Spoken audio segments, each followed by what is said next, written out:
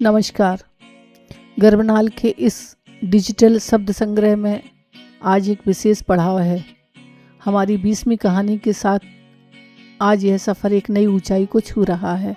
पिछले 20 वर्षों से हमारा एक ही उद्देश्य रहा है, दुनिया भर के सभी बसे भारतीय के अनकहे संघर्ष, उनकी संवेदनाओं और उनकी साहित्य विरासत को आप तक पहुंचाना। हम चाहते हैं कि सात समंदर पार भी हमारी जड़ों की खुशबू इन कहानियों के जरिए महकती रहे।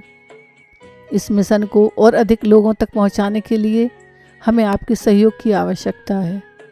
चैनल को सब्सक्राइब कर इस साहित्यिक परिवार का हिस्सा बनें और कहानी सुनने के बाद कमेंट में अपनी राय ज़रूर साझा करें। आपकी एक प्रतिक्रिया हमें अपनी जड़ों को और मजबूती से थामे रहने की प्रेरणा देती है। आइए सुनते हैं अगली कहानी, कांच का महल।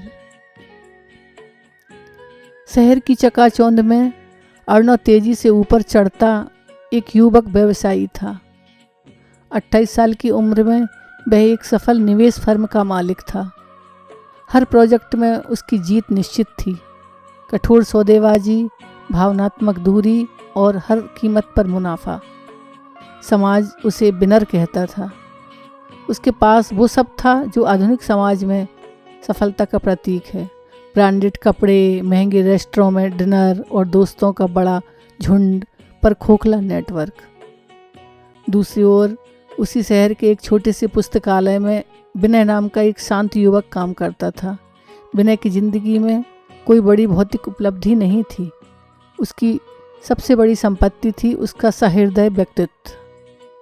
वह किसी को ठेस पहुंचाना नहीं जानता था, हमेशा दूसरों की मदद के लिए तैयार रहता था और उसका विश्वास था, जीतना आपको बेहतर इंसान नहीं बनाता, पर बेहतर इंसान बनना विजेता जरूर बनाता है। अर्णव और विनय दोनों बचपन के दोस्त थे, लेकिन अब उनके रास्ते और दुनियाएं पूरी तरह अलग हो चुकी थीं।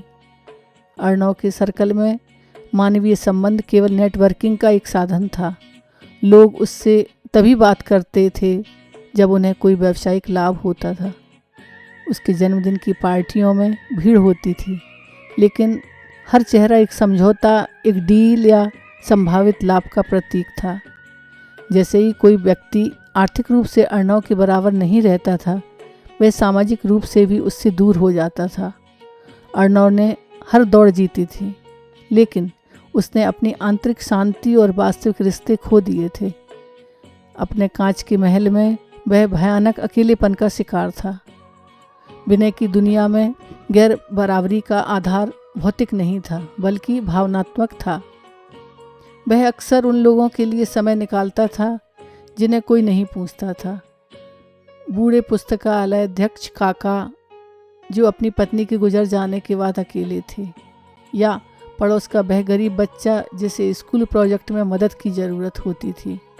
विनय को इन लोगों से कोई भौतिक लाभ नहीं मिलता था, लेकिन वह जानता था कि ये छोटे छोटे कार्य उसे बेहतर इंसान बना रहे हैं। एक बार अर्णव की कंपनी में एक बड़ा घोटाला हुआ। यह घोटाला अर्णव ने नहीं किया था, लेकिन कंपनी के डूबने से उसकी प्रतिष्ठा पूरी तरह ध्वस्त हो गई थी। सारे विनर दोस्त जो हमेशा उसके साथ रहते थे, एक झटके में गायब हो गए। उसके फ़ोन की घंटी बजना बंद हो गई और महंगे रेस्टोरों के दरवाजे उसके लिए बंद हो गए। अर्णव, जिसने हमेशा हर कीमत पर जीत हासिल की थी, अब मानवीय संबंधों के दिवालेपन का शिकार थे। वह टूट चुका था और गहरे अवसाद में डूब गया था।